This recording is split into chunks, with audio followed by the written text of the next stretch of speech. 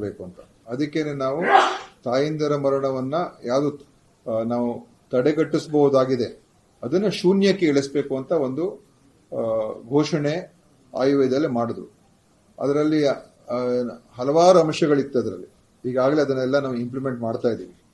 ಆ ಇಂಪ್ಲಿಮೆಂಟೇಷನ್ ನಾವು ಏನ್ ಮಾಡ್ತಾ ಇದ್ದೀವಿ, ಅದರಲ್ಲಿ ಯಾವ ರೀತಿಯಾಗಿ ನಾವು ಯಾರೇ ಒಬ್ಬರು ಬಾಣಂತಿಯರು ಅವರ ಒಂದು ಆರೋಗ್ಯದ ವಿಚಾರದಲ್ಲಿ ಪ್ರತಿಯೊಂದು ಹಂತದಲ್ಲೂ ಕೂಡ ತಪಾಸಣೆಯನ್ನ ಮಾಡಿಸುವಂಥದ್ದು ನಮ್ಮ ಆಶಾ ಕಾರ್ಯಕರ್ತರು ಇರ್ಬೋದು ಅಥವಾ ನಮ್ಮ CHOಗಳು, ನಮ್ಮ ಮೆಡಿಕಲ್ ಆಫೀಸರ್ಗಳು ಅವ್ರ ಜೊತೆ ಸಂಪರ್ಕದಲ್ಲಿರಬೇಕು.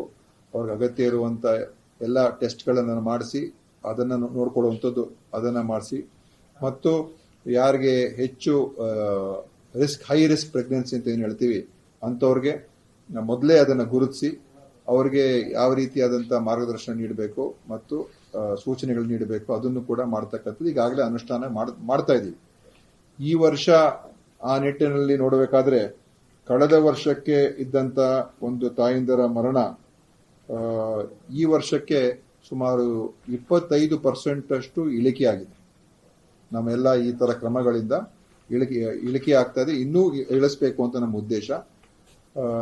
ನಮ್ಮ ಒಂದು ಅವಧಿಯಲ್ಲಿ ಈಗ ಸುಮಾರು 61-62 ಇದೆ ತಾಯಿ ಮರಣ ಸೂಚ್ಯಂಕ ಅಲ್ವಾ? 61-62 ಇದೆ. ಅದನ್ನ ಮುಂದಿನ 2 ವರ್ಷದಲ್ಲಿ 40ಕ್ಕೆ ಇಳಿಸಬೇಕು ಅಂತ ನಮ್ಮ ಒಂದು ಟಾರ್ಗೆಟ್. 1,00,000ಕ್ಕೆ 61. ಆದ್ರೆ ತಮಿಳುನಾಡಲ್ಲಿ 30 ಇದೆ. ಆಯ್ತಾ? ಅರೌಂಡ್ 30 ಇದೆ. ಎಕ್ಸಾಕ್ಟ್ ಫಿಗರ್ ಆಮೇಲೆ ಹೇಳ್ತೀನಿ ಬೇಕಾದ್ರೆ. ಆದ್ರೆ 30, ಕೇರಳ 30ಗಿಂತ ಇನ್ನೂ ಸ್ವಲ್ಪ ಕಮ್ಮಿನೇ ಇದೆ. ನಮ್ಮಲ್ಲಿ 40ಕ್ಕೆ ಇಳಿಸಬೇಕು ಅಂತ ನಮ್ಮ ಒಂದು ಉದ್ದೇಶ ಮುಂದಿನ 2 ವರ್ಷದಲ್ಲಿ. ಈ ವರ್ಷ 25% ಡ್ರಾಪ್ ಇದೆ. ನೋಡಿ, ತಮಿಳುನಾಡು ಈಗ ಲೇಟೆಸ್ಟ್ ಅಲ್ಲ, ಒಂದು 3 ವರ್ಷ ಹಿಂದಿನ ಫಿಗರ್ಸ್. ಅದರಲ್ಲಿ ಕೇರಳ ಅರೌಂಡ್ 20 ಇದೆ.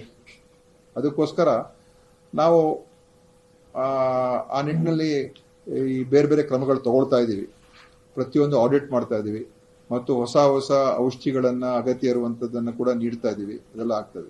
ಅದೇ ಇನ್ನೊಂದು ಬಹಳ ಮುಖ್ಯವಾಗಿ ನಾವೇನು ಪ್ರತಿಯೊಂದು ಈ ತಾಯಿ ಮರಣ ಆದಾಗ, ಬಾಣಂತಿಯರ್ ಸಾವು ಅಂತ ಏನು ಹೇಳ್ತೀವಿ, ಅದಾದಾಗ ಒಂದು ಮುಖ್ಯವಾಗಿರುವಂತದ್ದು ನಮ್ಮ ಏನು ಗರ್ಭಿಣಿಯರು ಇರ್ತಾರೆ, ನಮ್ಮ ಆಸ್ಪತ್ರೆಗಳಿಗೆ ಬಂದಾಗ ಒಂದೊಂದ್ಸಲ ಡಾಕ್ಟರ್ಗಳು ಇರೋದಿಲ್ಲ. ಅಲ್ಲಿ ಬಂದಾಗ ಅಲ್ಲಿಂದ ಇನ್ನೊಂದು ಆಸ್ಪತ್ರೆಗೆ ಹೋಗ್ಬೇಕು. ಇದರಿಂದ ಅವ್ರಿಗೆ ತಡ ಆಗುವಂಥದ್ದು. ಇನ್ನೊಂದು ಕಡೆ ನಮ್ಮ ಆಸ್ಪತ್ರೆಯಲ್ಲಿ ಸೇವೆ ಸರಿಯಾಗಿ ಸಿಗೋದಿಲ್ಲ ಅಂತ ಭಯದಿಂದ ಅವರು ಅದು ಖಾಸಗಿ ನರ್ಸಿಂಗ್ ಹೋಮ್ಗೆ ಹೋಗ್ಬಿಡ್ತಾರೆ ಅಥವಾ ಬೇರೆ ಕಡೆ ಹೋಗ್ತಾರೆ. ಅಲ್ಲಿ ತಡ ಆಗ್ತದೆ, ಮತ್ತೆ ನಮ್ಮ ಹತ್ರ ಬರ್ತಾರೆ. ಈ ತರದೆಲ್ಲ ಸಮಸ್ಯೆಗಳು. ಅದಕ್ಕೆ ನಾನು ಮೊದಲೇ ಹೇಳಿದ್ದೆ, ನಮ್ಮ ಉದ್ದೇಶ ಏನಂತ ಹೇಳಿದ್ರೆ ತಾಲೂಕು ಆಸ್ಪತ್ರೆಗಳಲ್ಲಿ ನಾವು 24 ಗಂಟೆ ಕಾಲ ಸೇವೆಯನ್ನು ನೀಡತಕ್ಕಂಥದ್ದಾಗಬೇಕು. ಈಗ ತಾಲೂಕು ಆಸ್ಪತ್ರೆಯಲ್ಲಿ 1 ಅಂದ್ರೆ ಒಬ್ರು ಸ್ತ್ರೀ ರೋಗ ತಜ್ಞರು, ಒಬ್ರು ಅರವಳಿಕೆ ತಜ್ಞರು, ಒಬ್ರು ಮಕ್ಕಳ ತಜ್ಞರು,